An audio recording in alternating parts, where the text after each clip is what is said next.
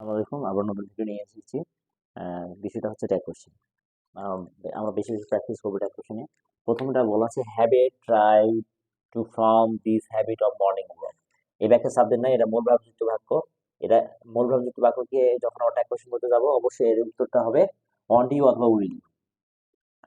On you অথবা will. এটা না বোধক ছিল, না বোধক করলাম। ২ নম্বর অ্যান্সার করবো আমরা নান অফ আস। দেখো প্রিপোজিশনের পরে সাবজেক্ট অবজেক্ট ফর্ম থাকে, তার সেটা হবে সাবজেক্ট। তাহলে সাবজেক্ট যদি সেটা হয় তাহলে উই হবে সাবজেক্ট। আর নানটা মানে নেগেটিভ বোঝাচ্ছে, তাহলে ক্যানটা এখানে মোটা ভাব রয়েছে, তাহলে ক্যানটা সামনে দিয়ে দিলাম, তাহলে ক্যান উই।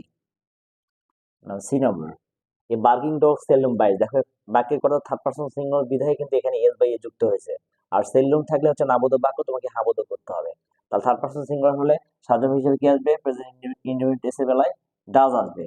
আর এই যেহেতু সেলুম আছে, এটা নাবোধক বাক্য, হাবোধক করতে হবে। Does it. ইটের প্রাণী বস্তুর ক্ষেত্রে ইট হবে সাবজেক্ট। হয়, এটা খুবই গুরুত্বপূর্ণ এই বাক্যটা, অনেকে ভুল করে। হয় নি মেন গ্লোস আছে, হয় যুক্ত বাক্যটা হচ্ছে সাবঅর্ডিনেট ক্লজ যুক্ত, এটা হচ্ছে মেন ক্লজ না, সাবঅর্ডিনেট ক্লজ যুক্ত বাক্য। দিস পরেরটা হচ্ছে মেন ক্লজ। হ্যাঁ, এই বাক্যের সাবজেক্ট হবে হি আর সাবজেক্ট হবে মে। মেটা মনে রাখবা, তখন কি লিখবো? May not he. ধন্যবাদ সবাইকে।